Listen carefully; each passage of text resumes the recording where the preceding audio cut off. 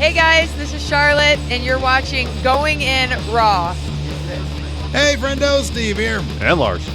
And welcome back to Going In Raw, the only pro wrestling podcast you need to be listening to right here at youtube.com/Steve and Larson.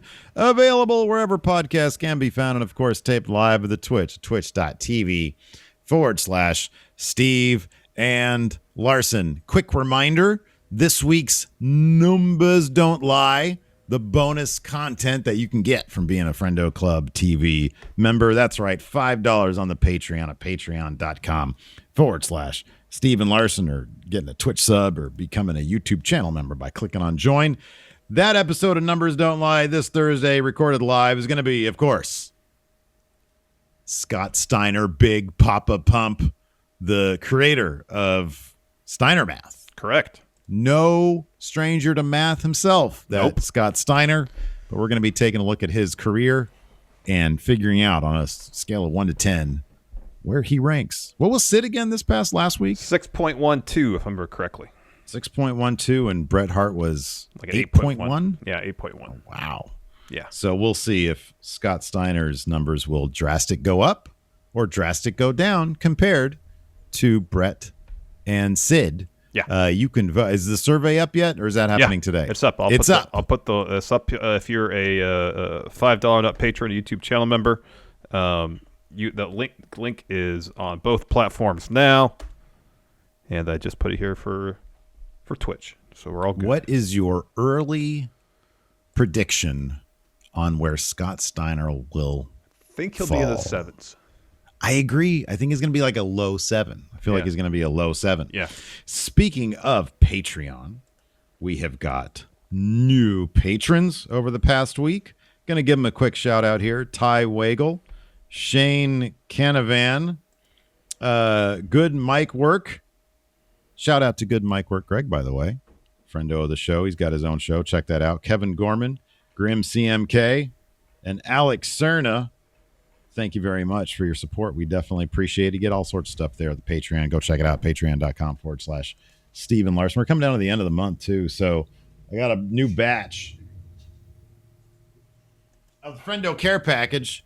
Look at that. Steve and Larson comic book. Got some stickers. $20 to get this. It's great. 8x10s. I got to have you come over here and pick up your title so you can sign some of these 8x10s, dude. Oh, okay. Sounds good.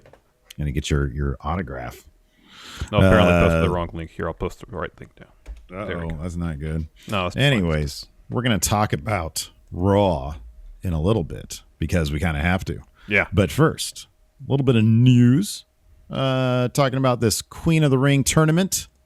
Is this related to Alex, Queen of the Ring, or no? I mean, I guess it's possible, Alex. Is she going to be in this thing? Maybe enter this tournament. It'd be unfair to the other competitors, if you ask me. No, this has to do with the Queen of the Ring WWE tournament, and Andrew Zarian of the Matt Men podcast apparently has the scoop on when this is going to happen. He says it's currently scheduled to start on October 8th, SmackDown, and October 11th, Raw. So they're going to be crowning a new Queen of the Ring. Pretty cool. That is pretty cool. neat. That'd be Tournament. right after the draft then, probably. Yeah. So the draft was either the 1st, 4th, and 8th. So that'll be interesting. I like tournaments. Tournaments are fun. Oh, tournaments are great. You know, you have a bunch of people, you put them on brackets, and then they wrestle each fight. other. And If they you wrestle win, each you other. advance. If you lose, Right. you don't. Yeah. So you just, yeah. Or if it's round robin, everybody wrestles everybody, and whoever has most points, best records, There's they all win. sorts of math involved. You Yeah, know, like yeah, the math is G1. It's a mathematical nightmare. Anyways, but it's always compelling. Tournaments are great. It is great. What seems to be not great is last night's Raw. I'll be honest with you. I was kind of surprised at how much hate was levied in the general wrestling community, the people I follow anyways. Yeah. Over Raw last night. I was thinking to myself, I was like, did I miss something? Like there were elements like it's Raw, there's weird stuff going on. The main event scene right now with Nikki Cross and Charlotte and Rhea. We can talk about that quite a bit. But overall, was Raw a big stinker last night? I didn't think it was. Was I just in a good mood or something? I thought it was relatively inconsequential, more so than it being a stinker. I appreciate that they focused on wrestling. There wasn't, apart from the opening segment, not a whole lot of talking, which in my mind helps the pace of the show. If like every 5 minutes we're going someplace else for someone just to say another promo, it just makes the show feel so much longer than what it actually is. Whereas if they focus on putting on good matches, give those matches time, I feel like the show goes by so much quicker. Because they on the West Coast here, it aired at 5 rather than 8 because of Olympics coverage. And so by the time I had a chance to sit down and watch by 8:30, I could sit and watch the whole thing in 2 hours or less. Yeah. And as opposed to what it airs normally at 8, I just watch until I get caught up with the recording, and then I save the rest for Tuesday morning. But I watched the whole thing. I could fast forward through all the recaps, all the commercials, and it breezed by. I didn't feel like it didn't feel longer than 3 hours. So let me ask you something. You said you sat down at 8:30 to watch it, right? Generally speaking, or last night anyways, about how quickly did you get through it? Last night I got through it in under 2 hours. The whole show. It's a lot. It is a sea change, by the way, and I honestly feel like this has affected my general. This has affected my entire week doing it the way we do it now. Mm-hmm. Because I understand that Raw has improved from where we were a couple weeks ago. It has. Having fans there, the fans are into the show a lot more than Thunderdome because there wasn't any fans there, obviously. But like I think that we're in a honeymoon period right now. Yes, because a lot of the problems that existed prior to fans coming back are still there. There is obviously, though, a directive in place, and I have no sources, this is merely a rumor, speculation on my part, that the wrestlers are they're playing with the crowd a lot more, and I think it's fun. It makes it so much more fun because the wrestlers are having a lot of fun with it, and they do things specifically to cater to the crowd. And so I think that makes it more fun, but also just, I don't know if a lot of the criticism happens. Look, you put out a 3-hour show, it should be enjoyable for 3 hours, right? The way we consume it, I get it done in about an hour, 45 minutes, maybe 2 hours last night. Mm-hmm.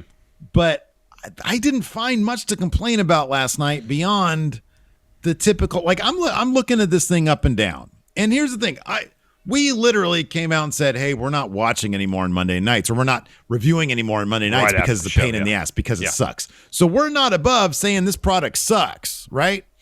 But besides the sort of the ill-gotten storytelling in the main event scene with the women's title, besides that, there was some weird stuff. There were 3 championship contender matches, which is just a Vince whim right now. It's a Vince in 2 thing weeks, that he 3 just weeks, likes it'll be it gone right now. Yeah. It'll be exactly. It's going to be gone before it's going to be super obnoxious while it lasts, but in 3 weeks it'll be a thing of the past. Yeah. Right. There was some good wrestling. Damian Priest versus Sheamus.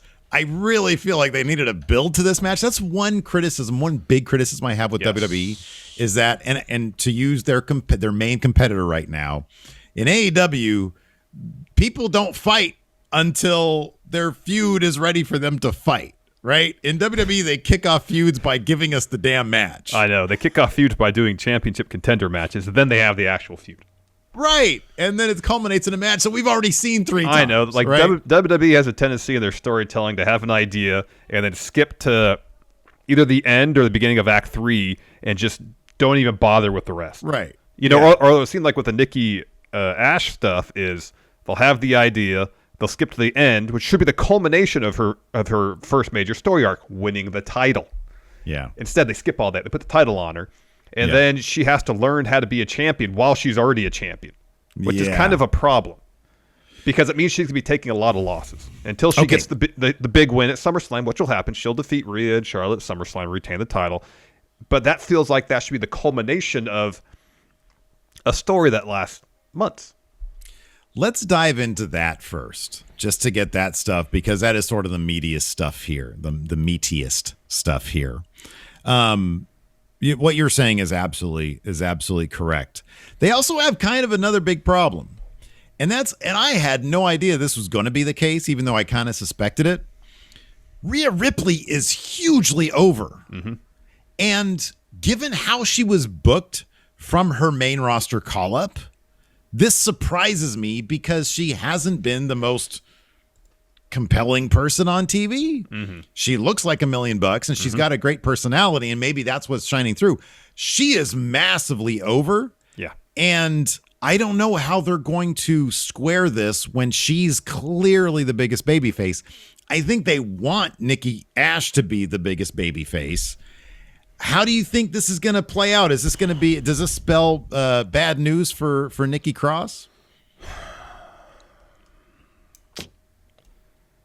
I mean, it's hard to give WWE the benefit of the doubt in that regard, because I feel like we've seen storylines kind of like this where they rush to put the belt on somebody because they want to put the belt on somebody, and then they have to go through the work of building them up as a champion, as opposed to doing it how it feels like it should have been done with Nikki, which was, she has this new character, she has her inspiration behind the character, it's immediate, you can grasp it, it's inspirational, and then you go on telling the story of her going from being almost a superhero to becoming basically a superhero. And that moment when she becomes a superhero should culminate in her beating Charlotte or Alexa Bliss, whoever you want to cast as the supervillain, for the title. That should be the arc, Because when you get to that point of her winning, of achieving superhero status, roof's going to blow off the place. You got someone who's immensely popular.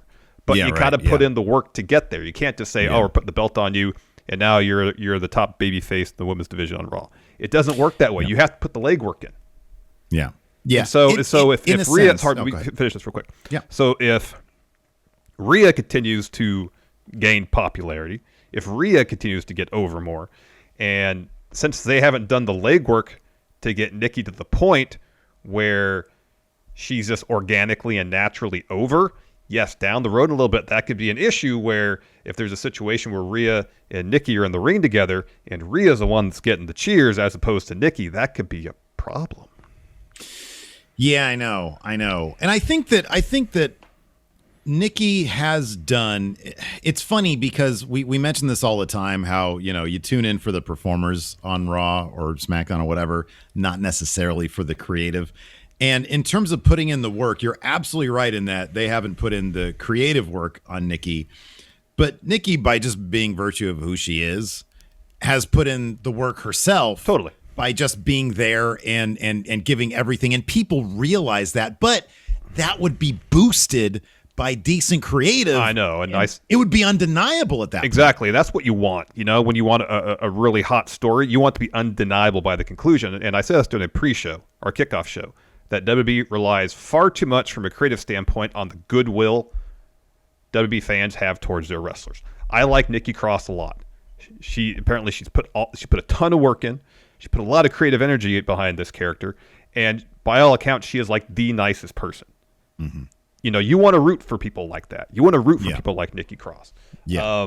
And so even when creative or Vince isn't doing his job in terms of laying the groundwork for the story to get massively over, you still want to root for her because you like Nikki Cross. And it happens. This is the case with so many other wrestlers in WWE, where you're a fan of theirs and you want them to succeed. And so even though creatively it might not be where it needs to be for the story to really connect on an emotional level, you're like, okay, I'll go along with this because I like Nikki or I like, whomever else. But yeah, I feel like there's so much money being left on the table by taking these creative shortcuts where you go from genesis of an idea to the conclusion, or what should be the conclusion of the idea, without putting in the effort in between to really build that up so it's a huge moment when she finally wins the title. Yeah. In this case, I think it might end up all right because she will get that big SummerSlam win. They need to establish her as somebody who legitimately can beat Charlotte and Rhea. Like, if they do that, which I suspect, if the reports are that Vince wants Nikki to be this merchandise selling machine that all the kids love, I suspect they're going to do that. I feel like that they understand that they would be leaving a lot of more money on the table if they don't have her get that legitimate win. So I feel like she's going to be okay. She will. I'm she just will really surprised. I just feel like, I don't know. It just feels like a creative shortcut to go from it is because A to Z without getting the letters in between. when you can really build her up. And when, like I said, when she wins, it's undeniable. It's like Daniel Bryan. By the time he was in the main event at WrestleMania 30, he was undeniable. He was going to win that title. I was doing some research for the WrestleJuice stuff, and it is shocking that they told an 8-month long story with Daniel Bryan and the Authority, culminating with that WrestleMania. And I know a lot of it was like, oh, they wanted like it to be Batista or something at 30. Yeah. But like it is shocking they actually took their time with that story. You just look at Stone Cold when he started getting popular. It wasn't like the next Mania they put the belt on him. It was 96 when he won King of the Ring, and it wasn't until Mania 98 that he actually won the title. They took their time with Stone Cold. They took a ton of time with him, and it worked. He's the most, like the top money maker in the history of the business. Yeah, because absolutely. they took time and built him up. So by the time he was in that ring against Shawn Michaels, undeniable. I mean, unless Shawn Michaels decided he didn't want to win the belt, but then he would deal with Undertaker backstage. He had to deal with Undertaker backstage. Exactly. Let's talk about the best thing on the show last night. Well, actually, no, let's talk about this first really quick. So you and I yesterday in our Raw preview were predicting what was going to happen with Karrion Kross. You had felt that they were just going to keep him off TV. Number one, why did you think that was going to be the case? What do you think the thinking would have been behind that? Because I thought that was a reasonable conclusion to make. I felt that they were just going to double down and have him lose again, which we'll talk about in a second. And apparently that was part of the original plan. But I'm just kind of curious. What was your thinking? Oh, just because sometimes when push comes to shove and they don't know what to do, they go one of two directions. They'll say, all right, we'll do this. And sometimes it's inspired, or they'll say, all right, we'll just put that in the Shelve back burner. it for now. Yeah, you're right. Okay. Back burner that, and then whenever we come back around to it, and like 3 months later, they'll remember, oh yeah, we got to have Karrion Kross versus Jeff Hardy again. They'll remember it exactly. And by that time, Kross is like, well, I'll just sit here catering for months on end, Yeah, exactly. So what happened last night was Keith Lee. So apparently Jeff Hardy. Was this like official? Was this the reports of the COVID? I think stuff? He was supposed to make an appearance, and he had to cancel because of the COVID diagnosis. I think that's what it was. Okay. There has been a report just today from Fightful Select. Go check out Fightful Select. Go subscribe. The best. Because this just came out today, and we're always skittish about like jumping the gun on something they put through the behind their paywall, because that's how they make their money. So we're just going to use our platform to say go subscribe. Yes, go subscribe. That the original plan for last night was in fact for Jeff Hardy to rematch with Karrion Kross, and for Karrion Kross once again to lose. I didn't really think that was gonna. I just threw that out there because it's like, well, more ridiculous things have happened, but WWE can be really ridiculous sometimes. You got that right. What would be the point of that? So, I like when he lost last week. I was like, okay, if this is a story where he's champ in NXT, but now he has to get to the main roster and learn how to win, which with the right competitor, that could work. Karrion Kross is not that type of competitor. When he's undefeated and dominating everybody in NXT, you don't bring him up to the main roster unless he's facing off against like Lashley, even Keith Lee, Drew McIntyre, Sheamus. If he's in there stepping up to people and taking losses, but hey, he's stepping up to the top tier. Jeff Hardy's a legend. I understand that. He lost to Veer on main event. So that's the biggest qualifier. It's like, yeah, he's a legend, but what has he done lately is always the thing in wrestling. Exactly. So when he gets to the ring opposite Jeff Hardy and loses in under 2 minutes, you scratch your head. You think, okay, if this is the story they're trying to tell, what story is it? Because I don't think it could be, hey, you're on main roster now you have to learn how to win. Because Jeff Hardy's a legend, but he did just lose to Veer on main event. So the legend status only goes so far in terms of what have you done for me lately type thing. Right, sure. So if it's not that, then it's a situation where like he gets brought up, Scarlett's not with them, he needs that element to take himself to the next level, which is considering less than half of Raw's audience watches NXT. Yeah, right. Yeah. Like people aren't going to get that. Yeah. They're not going to understand that. Like, okay, here's a missing piece. I mean, they'll bring her out. They'll do the smoke or the fog. They'll do the full entrance maybe. She'll do the lip syncing. Give him his full entrance. and then maybe he'll start winning. But why not just do that to begin with? Like, what's 2 or 3 losses going to do to actually improve the nature of that story? Yeah. No, I know.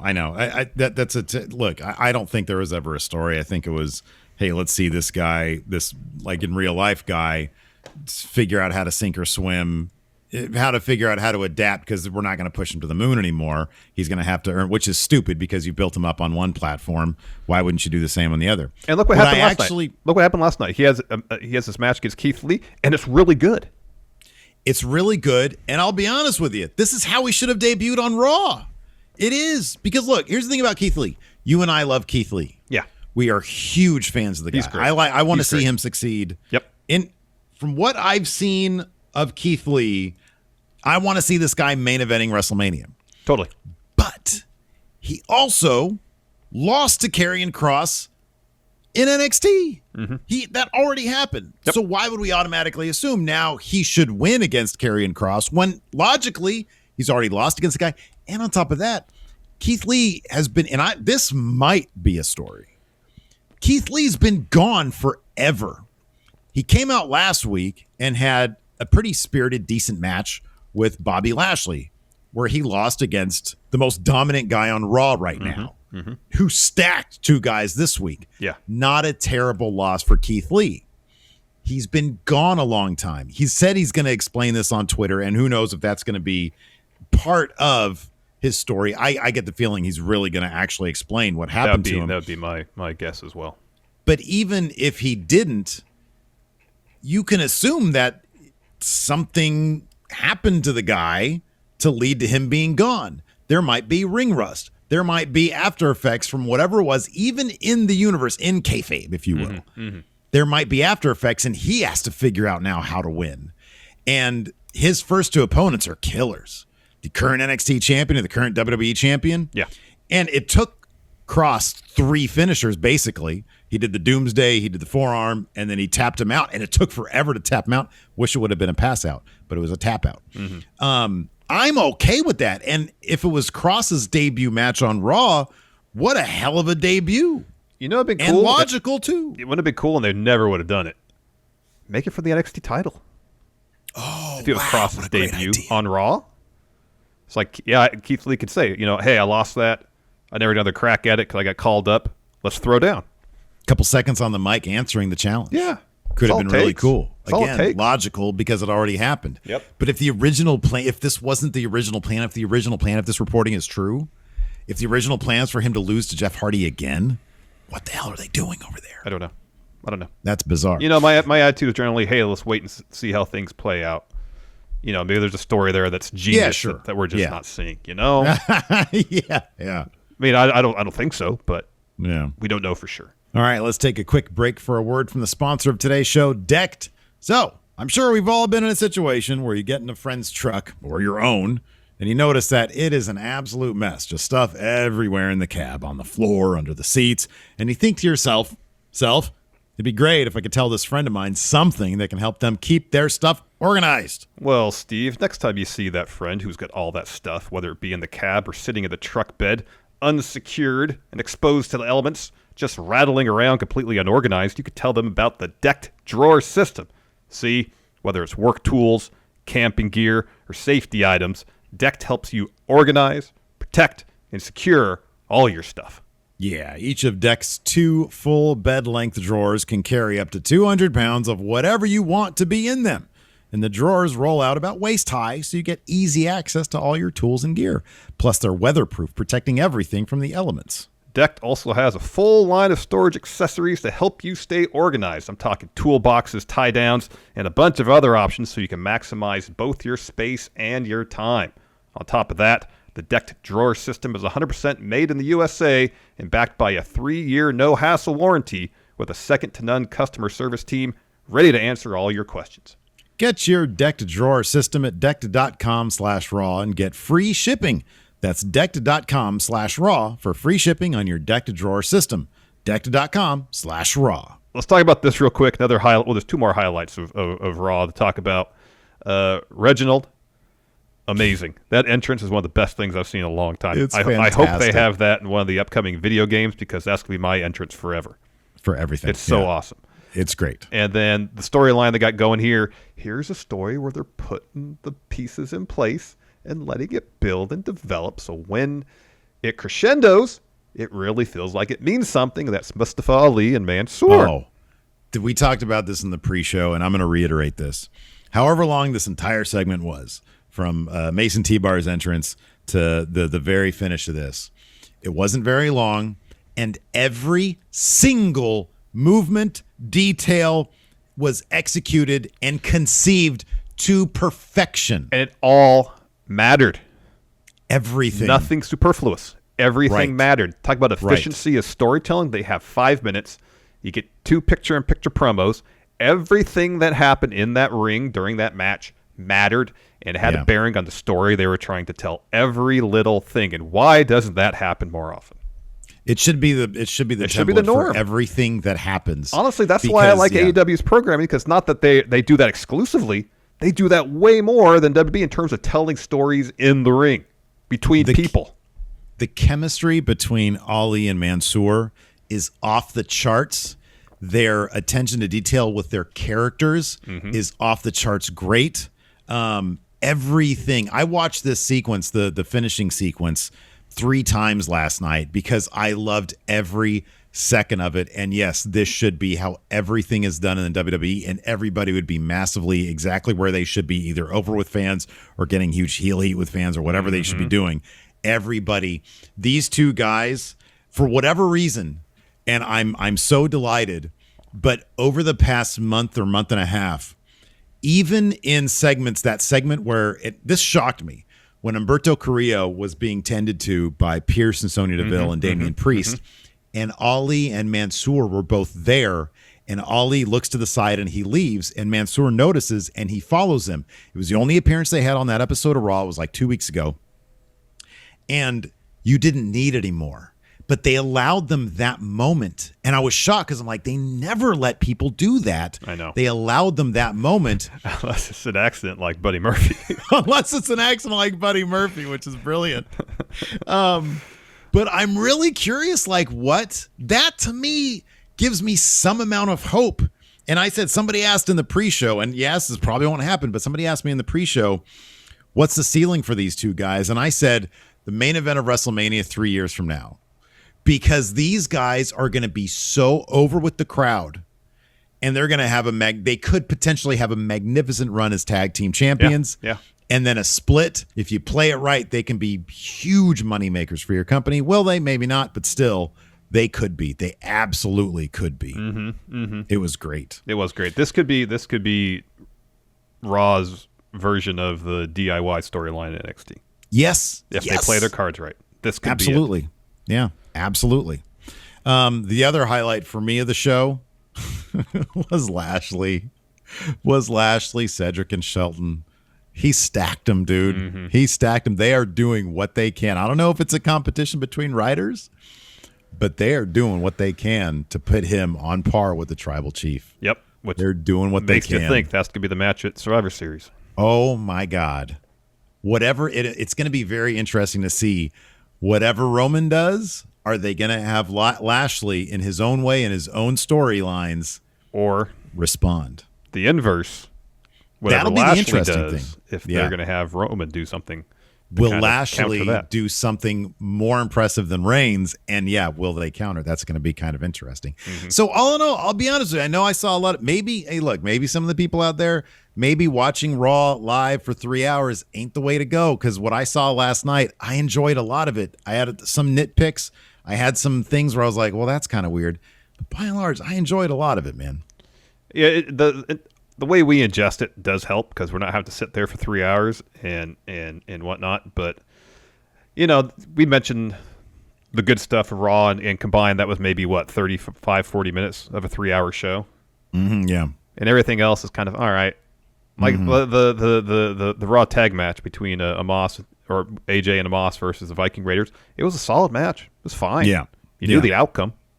There's bits and pieces of good stuff there, but just feels like, and I think the women's title scene kind of really highlights that in terms of the storytelling, they just take so many shortcuts instead of giving us the story that will actually lead to a really good payoff. You just go from genesis to payoff without anything in between. And when you get to what they want to be the payoff, it just feels kind of unsatisfying because you didn't get the build to get there. Yeah, I know. But I mean, dude, out of everything we just talked about, I mean, really, there's, I don't know. I'm looking at this lineup right here, and we just talked about a lot of stuff that happened on Raw. And it's like, yeah, I get to like the Raw tag match. Did it really need to happen? It sort of put the punctuation mark because, you know, it seemed like they were starting to figure out Omos, and then Omos just completely handled them. And then we got that great 450 finish from AJ. The Drew stuff with Jinder, they brought in a lawyer. I thought that was great. So I don't know. I'll be honest with you. I liked a lot of it. I thought a lot of it was pretty good. It kicked off with Nikki A.S.H opening the show.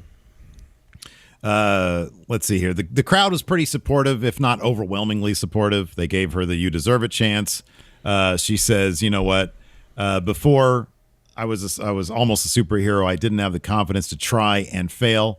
I said, I realized one day if I did fail, so be it. I fail. When I put on this outfit, it gave me the confidence and it reminded me, no matter what, if you believe in yourself, you can overcome all odds.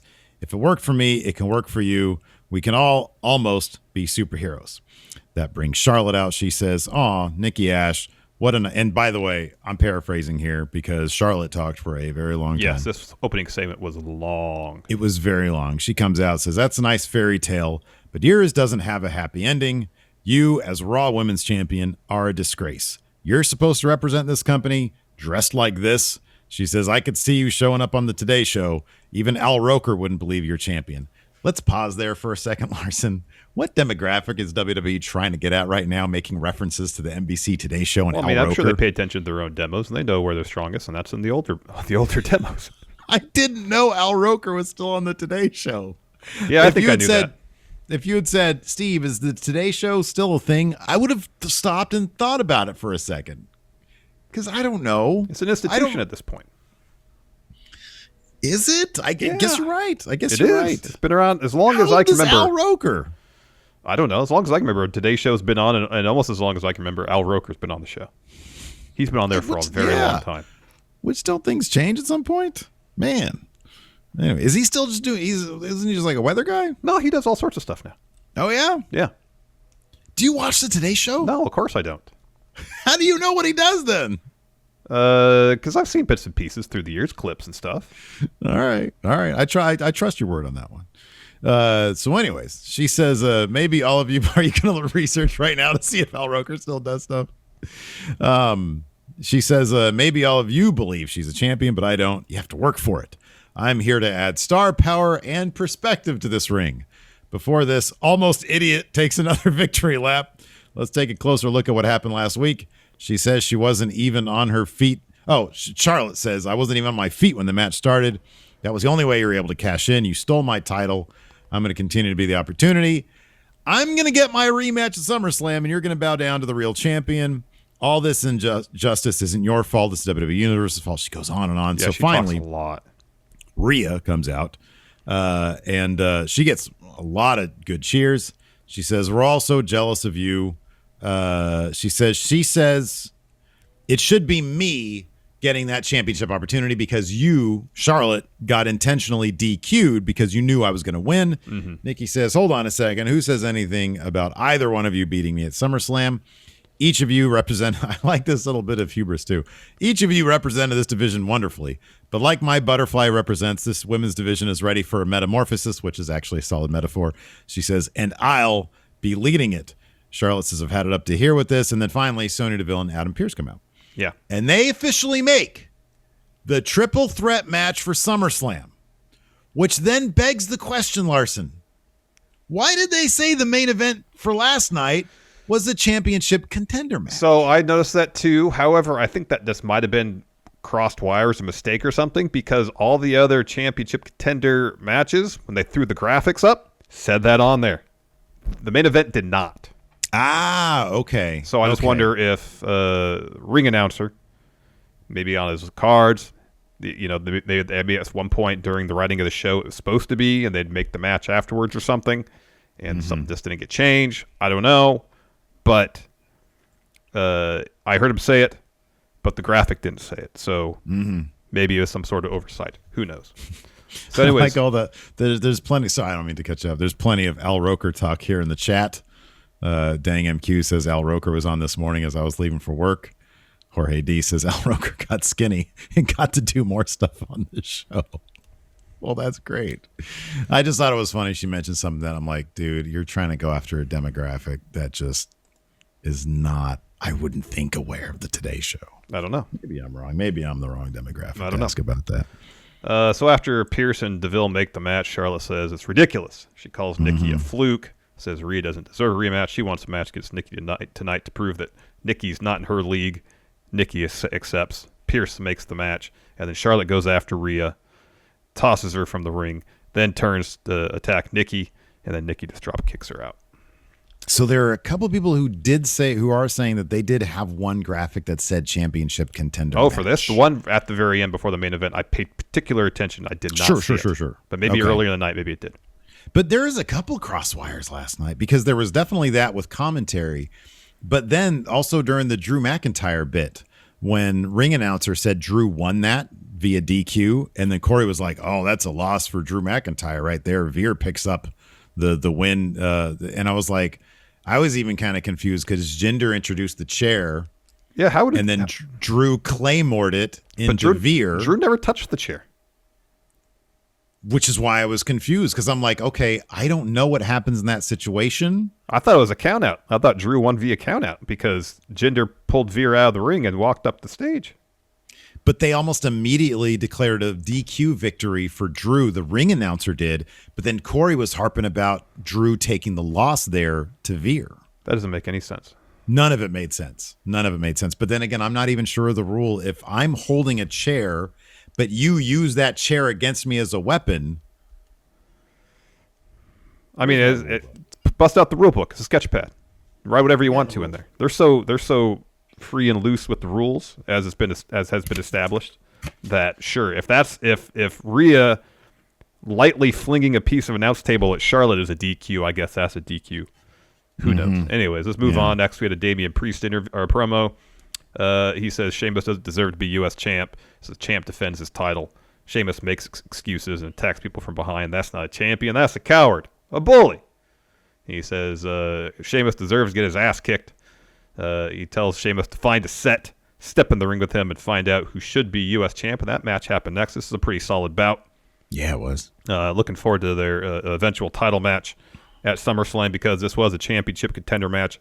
And Damian Priest did get the win. I like the bit where Priest kicked the mask off of Sheamus's face and then kicked him in the nose, hit the lights to get the win. And afterwards, Sheamus is just complaining that Priest broke his nose again.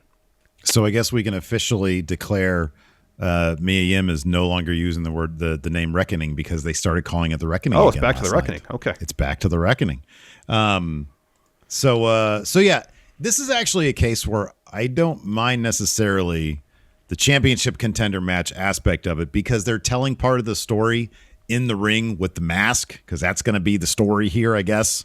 And you know, he, like you said, he loses the mask and then Sheamus is freaking out. We get hit the lights or the Reckoning or whatever. Yeah, like I mean, if really good match. Otherwise, it was a fun match, and the trope of someone challenging the champ in a non-title match and winning, and then get a title shot afterwards is well established in WWE, especially. It is in other promotions too. Just to see it 2, maybe 3 times, and with the proper title during the course of one show is too much. It's way too much, and it's a lazy way to determine number 1 contenders. I honestly don't understand. I mean, yeah, I don't know. Like the stuff with Natalya and Tamina doing constant championship contender matches. It's like, wait a second. No, man. It's too much. After that, we had tag title match. AJ and Omos defending against the Viking Raiders. Viking Raiders get off to a really fast start. They hit a Viking experience on AJ really early. Omos pulls Rowe off the pin. Hanson comes out, tries to help. Sorry, Eric and Ivar. Tries to help, and Ivar ends up getting tossed into Eric against the barricade after the commercial. We come back. It's another situation where Omos is in, dominates. AJ gets tagged in, he gets beat up. This is like Raquel and Dakota in NXT, but it's really, I feel like it's even more amplified because it's basically almost immediate. And on occasion, AJ after Omos has the match won, which he does, he hits the choke bomb. AJ's like, tag me in. It's like AJ feels like, I need to put the punctuation on this match. Otherwise, I'm going to look like a chump out here. Yeah. And so he gets the tag, hits the springboard 450 to get the win for him.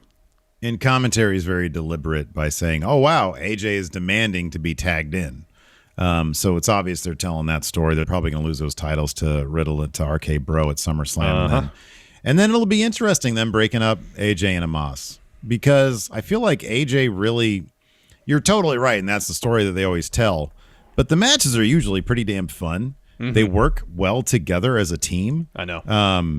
And I feel like AJ brings out a lot of creativity out of Omos. It's going to be interesting to see what they do post AJ, because Omos. Yeah, I'm not sure. I mean, it's a very small sample size we've seen from Omos, and we have yet to really see him in a protracted one-on-one match to see what he can do in terms of telling stories. Yeah, you'd hope that they're splitting him up because they feel confident that Omos can handle himself in 12, 15-minute matches telling stories. Oof, man. Because on pay-per-view, that's, if he's going to start getting up into the upper mid-card, that's what he's going to have to do. I mean, he could do squash matches for a little while, but if he's going to have a match of consequence at Rumble or Mania. I mean, let's say by the time Mania comes around, I'm just throwing these names out here. I mean, the thing is, the roster is so damn talented. Damian Priest, let's say he's U.S. champion after SummerSlam, and he takes that title all the way to Mania, and Omos is at that point. I kind of doubt it just because the rest of the roster is so talented, and I just don't know how I don't know about Omos. But if they really like him and they really want to do that, I guess that's a possibility. But I don't know. Maybe he's just going to end up sort of in the Braun role as celebrity guy, maybe. I don't know. Who knows? After that, we had Drew McIntyre versus Veer beforehand. Jinder comes out, calls Drew despicable, said he's disgusted by the fans when they cheered Drew while he was hitting Shanky with all those chair shots, and says, before Veer hits the ring and gives you what you deserve, Drew, I'll give you a chance to apologize. His delivery on that was pretty good. Drew just shakes his head no. Has so much fun out there. I know. He loves doing what he's doing. I really like Jinder Mahal, man. His theme song is still one of the best in the WWE. It is really good. And all this stuff, whenever a heel brings out a lawyer, it always pops me, I'll be honest with you. Speaking of which, after Drew says no apology, Jinder introduces us to his lawyer. Said they're going to sue Drew, take everything from him, and gives him one last chance to apologize. So Drew gets the mic, tells Jinder to shut up, says, let me think for a second. Should I apologize? And the fans are saying, no. So Drew says, I know I have a bit of an anger problem at times, but I'll poll the crowd now they're in front of fans. He says, should I apologize and buy all these gentlemen a steak dinner tonight? A steak dinner. And the crowd says no. And then Drew says, or option 2, should I say screw the lawyer and beat Veer within an inch of his life? Of course, they all say yes. And he said, I've got a chant for you, Jinder, that I hope you hear everywhere. Or you're out, you're in the arena, everywhere. It's going to be your future. Drew is going to kill you. And the crowd picks up on that right away. Dude, it is a tragedy that Drew was not a champion when crowds were around. To see how much fun he has with them as like a top face guy, he's going to be supremely over to the point where they're going to have to put that title back on him. Oh, I'm sure that's in the cards, man. It's got to be. This was so good. So, anyways, we got Drew McIntyre versus Veer, and then like I said, towards the fin, Drew is just completely murdering Veer the whole time. Jinder tries. Veer got some offense in. Yeah, a little bit. So Jinder gives Veer a chair. Drew claymores through the chair. Well, okay, he does, but Veer kind of it seemed, I guess, awkward enough so that Veer didn't they just rang the bell immediately. The ref called it a DQ, and Veer was kind of okay. He didn't really sell the effects of a claymore with the chair that much. I would assume that maybe he just got lucky and it was just off. It wasn't centered or something, because you would have thought this would be a Van Terminator situation here. Yeah, you'd think so. I think so. But like I said, there was some confusion here about what the win-loss situation was. Corey seemed to think this was a DQ loss for Drew, so who might argue? After that, Drew comes down, and the lawyer, whose name, if I'm not mistaken, was Vivint Halkasani, Esquire, is there at ringside. And instead of just running away maybe he felt that Drew could just catch him. He was sort of like backing away a little bit. Drew grabs him, throws him into the ring, gives him a middle finger, and does a countdown Claymore. It was pretty awesome. Then we get Eva Marie and Doudrop backstage. Eva tells Doudrop to forget what happened on the playground last week. After they win tonight, they'll be one step closer to the women's tag titles. The evolution will not be stopped as long as you, Doudrop, hold up your end of the deal. Get out of here with that. So this is championship contender match number 2. And once again, Eva Marie tries to take advantage of Doudrop's moves. She gets 2 on something that Doudrop hits. I didn't catch it. But Fun Splash, I think. Okay, it was Fun Splash. So I figured. And then up on the Tron, Alexa plays like a Lily Lucian parody of the Eva Lucian thing. Really cheesy. That results in Tamina hitting a super kick on Eva Marie for 3 in the win. And we should mention here, too, that it looked like Natalya may have hurt her knee. We don't know the extent. Yeah. I think it was in a roll-up spot with Doudrop.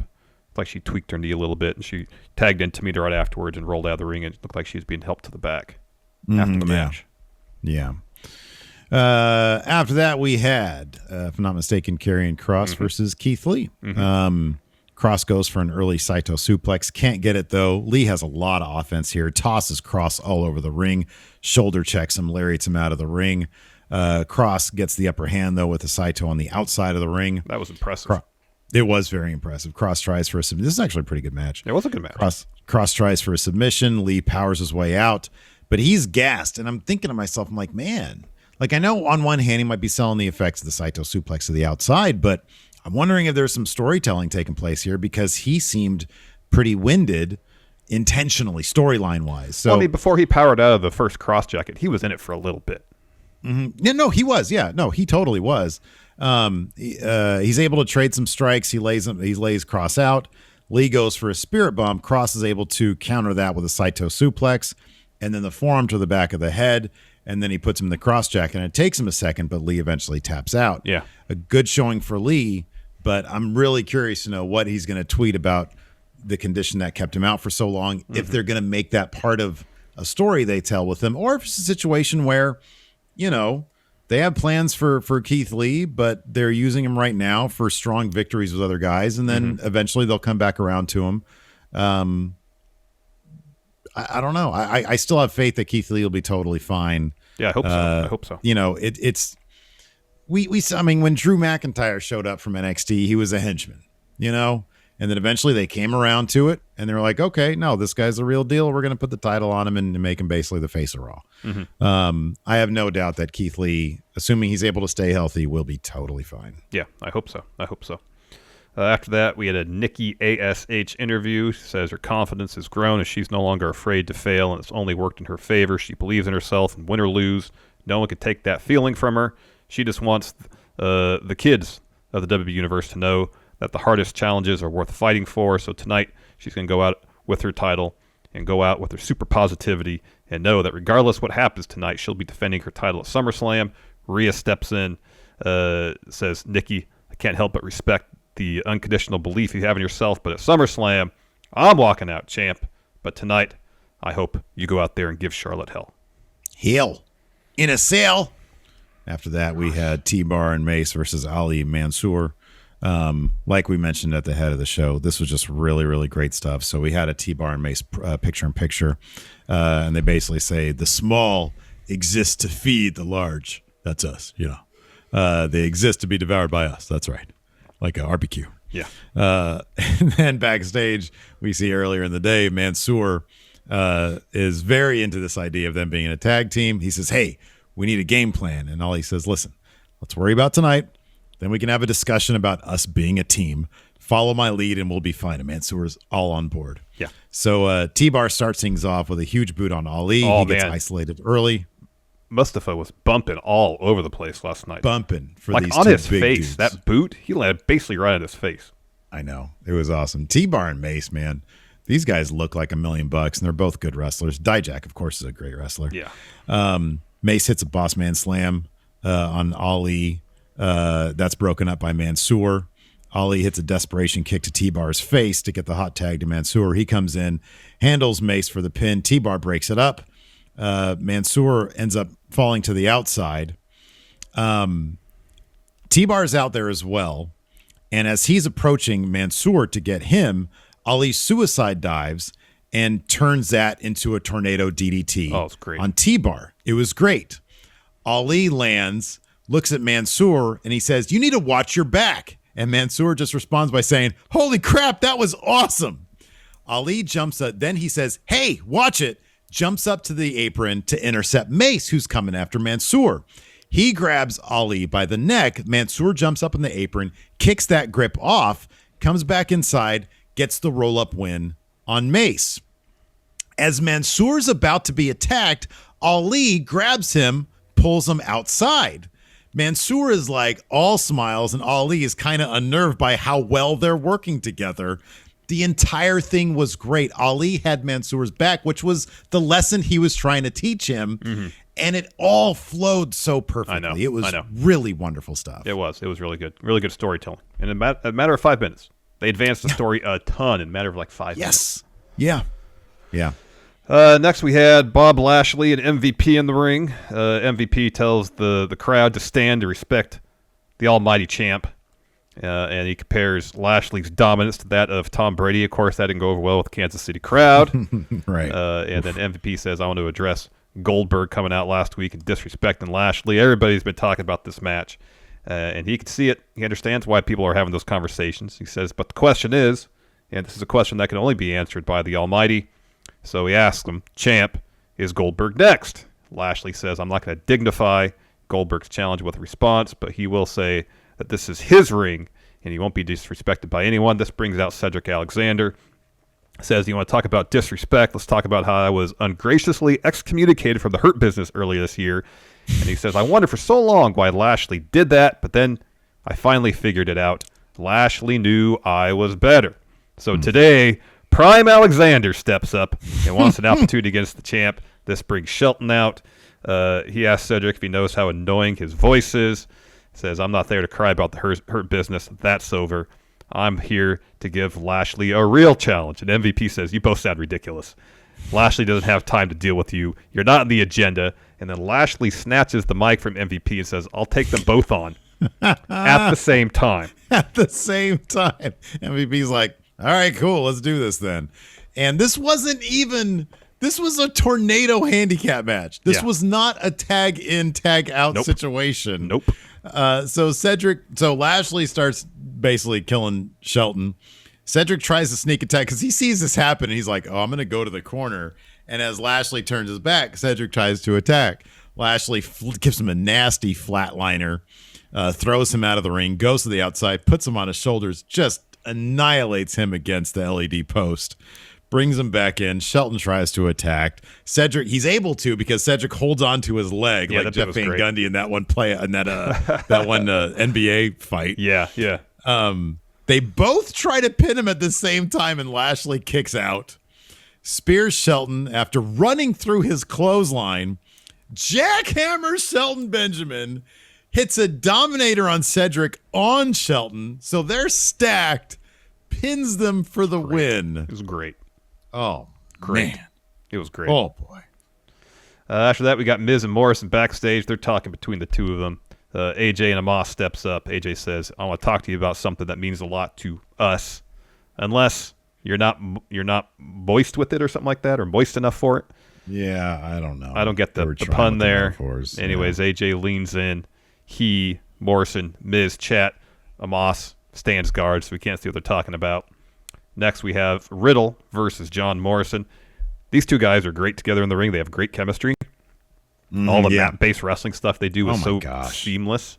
Yeah. It's great. So at some point during the match, AJ and Omos come down to ringside. Riddle, at that point, has Morrison outside the ring, puts him back in, goes for an RKO. Morrison escapes, hits some shots, a leg lariat. Shining Wizard gets a 2 count. He goes for a suplex. Riddle escapes that, hits a jumping knee, powerbomb, another knee. Morrison kicks out of that. So Riddle starts staring at AJ and Omos, who by this point have walked around by the timekeeper area. And so he's starting to go up for a floating bro. AJ grabs his scooter, hands it to Omos. Omos snaps it over his knee, and Morrison and Riddle is upset. understandably. Morrison comes over, grabs Riddle off the top rope, and hits like a razor's edge uranagi. What was that move? It was pretty great. That was awesome. Yeah, that follows was up with good. Starship Pain for the win. Yeah. Afterwards, AJ gets in the ring. He tells Morrison, "All right, you can carry on with your day. You don't need to be here anymore." And then AJ starts beating up Riddle, hits him with a Styles Clash. Yeah. And the crowd was chanting for Randy. They want him back, and apparently he's been advertised for next week, I think. Next week or the week after, something like that. After that we had, this was great, and I'm not sure why they don't just keep a mic on R-Truth like they used to with Escalade and the And One games. Yeah. Oh yeah. Keep that mic on R-Truth for these matches. Heck so we had Reginald versus R-Truth. You already mentioned Reggie's amazing entrance. This dude is awesome. great. Let's see here. Yeah, Truth is into it too. He basically evades everything Truth tries to throw at him, except for his jacket. He's still able to evade him even after that, though. And Reggie eventually hits that great flipping seated senton. Oh, that thing is amazing. Which is beautiful. Hits that for the win. After that, the 24/7 division comes running out. He flips over all of them from the inside to the outside. It kind of reminded me of that big dramatic spot that Ricochet had with Velveteen Dream. When he needed to flip out the ring. But this is just done for silly comedic reasons. And it's like, wow, Reggie, like, we've only scratched the surface with this guy, haven't we? I know. It's pretty great. I know. It's pretty great. It is pretty great. After that, we have a Charlotte interview. She talks about how she takes Nikki's cash in personally. Again, says the only reason she could do it is because Rhea beat her up beforehand. And said the only reason that Nikki was able to drop kick her out of the ring earlier tonight because she was dealing with a petulant child. Again, talking about Rhea. Says she's sick and tired of the women's division being run down by almost superstars. She built this title as a 5-time champ, and there wouldn't be a women's championship in WWE if it weren't for her. I assume she means that particular title as opposed to the Divas title. And it says tonight she's going to prove it to Nikki. Yeah. And then that was our main event next. And then we had our main event, championship contenders match, number or 3, not, maybe. I don't know. It was kind of who knows? vague. So, anyways, Charlotte dominates most of this match. Nikki sort of comes alive with this fun splash to the floor on Charlotte. Charlotte goes for a boot. Nikki evades that, takes back over, hits a tornado DDT, hits a fun splash, but Charlotte rolls it through and just pins Nikki for 3, winning that match. So after the match, Kevin hops in. Number one, Charlotte's like mocking Nikki, like doing cry face, and then Kevin comes in and says, "Hey, congratulations on that win." And Charlotte's so great, by the way. She's just so legitimate. She's like, "Why are you congratulating me? Why is he congratulating me? What did you expect was going to happen?" She says, "Nikki, 1, 2, 3, I win. You think because you put a mask and a cape on that you can be a superhero? Look at me in my face. Nobody is in my league." No one. And Nikki gets on the mic and very impassioned says, I might have lost tonight, but next week I'm challenging you to a rematch. And Charlotte says, I could beat you any week, anytime. So you got it. And then Charlotte beats her up afterwards. She like takes her down to ringside and there's some kid with a Nikki A.S.H sign. And she's like, look at that. This is, you're a fake. You're a fake. So yeah. And there's your Monday Night Raw. Yep. I have a thread of questions right here on the Patreon if you want to answer a couple of them. Sure. Well, let's see here. Dog Authority Figure says, in order to improve the tag division, you're tasked with dissolving one tag team and creating one new tag team of 2 singles competitors. Which team do you dissolve and which new team do you create? This is just on Raw, correct? Yeah. I mean, I guess the easy team to dissolve, because they're going to be dissolved soon anyways, is AJ and Omos. Yeah. The new team. So Blake Whitehouse here in the replies for that question said, and I think this is great, Humberto Carrillo and Angel Garza. That's something that I wanted to see for a long time. That could be good. Give their family, their familia, number 1. Number 2, give Garza. You can tell a really fun story there. Like, if you do his Lothario thing, but you add a little bit of dimension to it, and you sort of have that start to rub off on Carrillo, I think Carrillo could have a lot of fun with that and add some stuff to his character. That's a good answer. Roman Empire says Lashley versus Roman at Survivor Series in a stack match. They don't fight each other. They fight as many superstars as they can. Whoever stacks the most for the pin wins. Book it. It's kind of like a beat the clock challenge, but book it. Who can stack the most? Yeah, that'd be great. Anthony R., how would you book Aaliyah's debut for Raw? Let's say she's on Raw. Oh, I think she had a dark match. I was might have been on SmackDown, though. That if you have Eva Marie and Doudrop split, and then if you have Aaliyah align herself with Eva Marie at her debut, yeah, that could be cool. I like that. That could idea. be something. I like that idea. Oh wow, Blake Whitehouse. Is Reginald's ceiling higher, lower, or on par with Ricochet's? It's going to take a lot for Reginald to become like taken as a serious wrestler guy. Like Ricochet's already a U.S. champion. If he keeps on doing this crazy shit on Main Event, he'll break out of that. I mean, he already kind of did. He was in Money in the Bank. He had some really cool stuff going on there. Well, like Ricochet's been wrestling for years. Yeah. More than a decade. And yeah, he does all sorts of crazy athletic stuff, but like fundamentally, he's a really good wrestler. Sure, yeah. You take the high-flying stuff away from Ricochet, he could still tell a really good story in the ring. He can still put on a really good match. Yeah, sure. So Reginald, we know he's super athletic, can do all sorts of crazy high-flying stuff and flips and whatnot. What we don't know is, can he tell a story in the ring for 10 to 15 minutes? Yeah. And yes, that's really what's going to make or break him as a wrestler. That's the big distinction. Yes. Between if you're just like a comedy guy, like a gimmick guy, who is very entertaining and might have a 5-year run in the WWE doing that stuff. Totally. But, Ricochet could break out at any moment. Yep.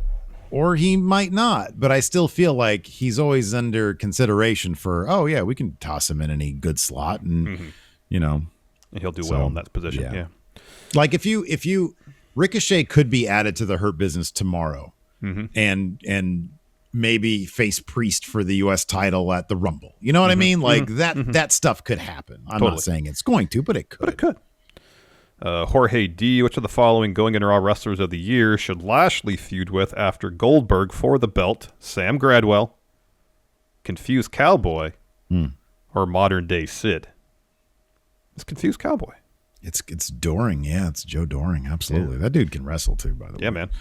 He was I think he was like an All Japan champion or something.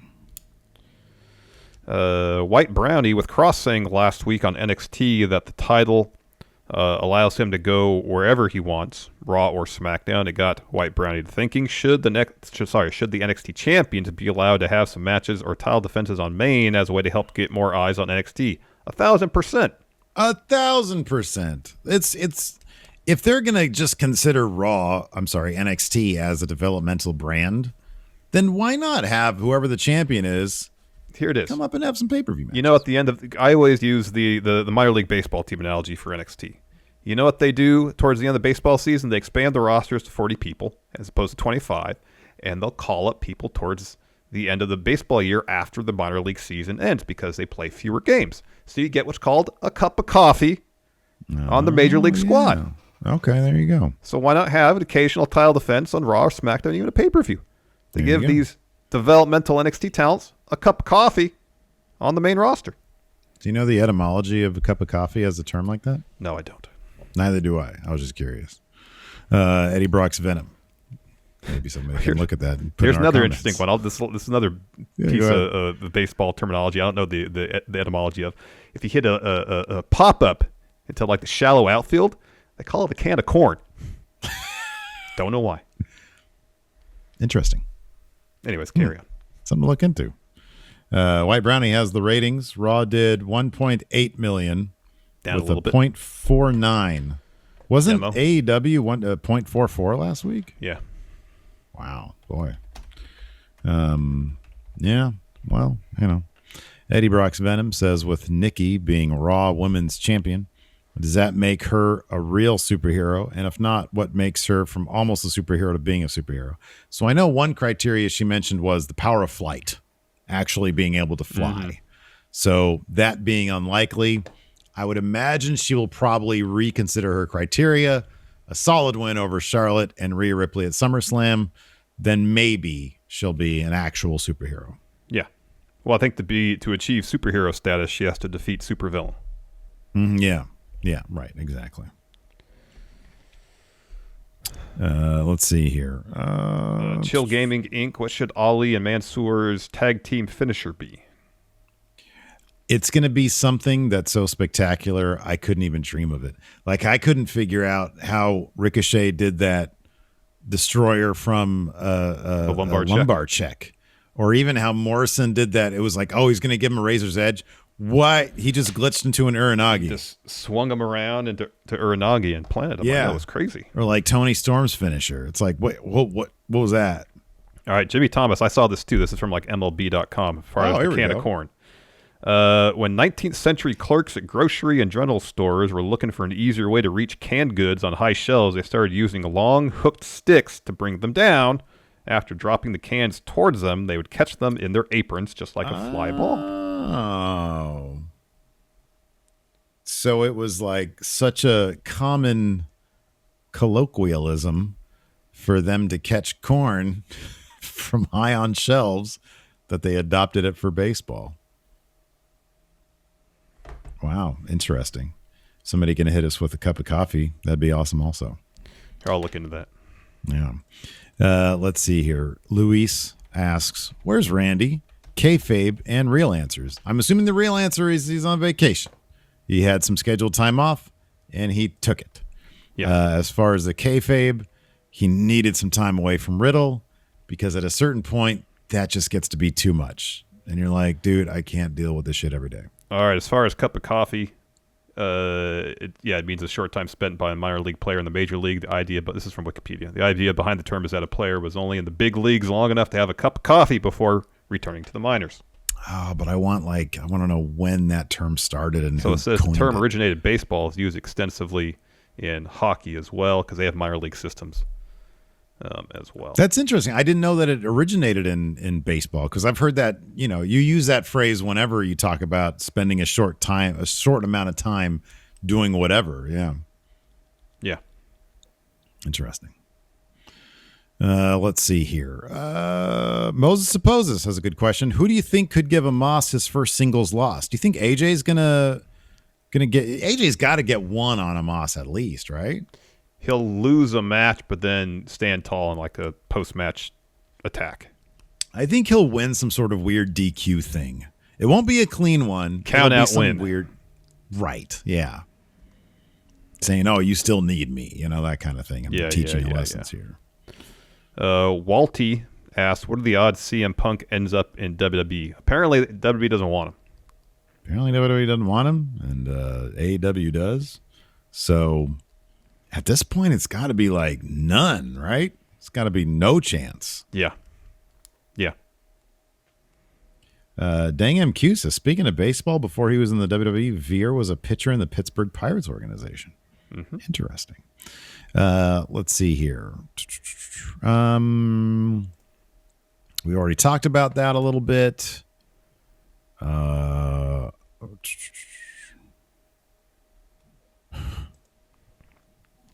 Mark Sullivan. Do you think this is a big marquee win for Karrion Kross in the main roster, or does he have Keith Lee's number, seeing he beat him for the NXT heavyweight title already? It could be a little bit of both. Mm-hmm. I mean, it's a much needed win for Kross. Mm-hmm. Dirty Rich. With the triple threat set for SummerSlam for Raw Women's title, do you see Becky appearing on SmackDown instead? Yeah, so the rumor had been that she was listed as a SmackDown superstar anyways. So, yeah, I kind of feel like she's going to be... I just don't know against who. I guess it could be Sasha, but then who is Bianca going to take on at SummerSlam? You're not going to do two triple threats, and you wouldn't want to do that anyways because you'll just kill Bianca if you force the crowd to cheer between her and Becky. Mm-hmm. This is so out of left field, but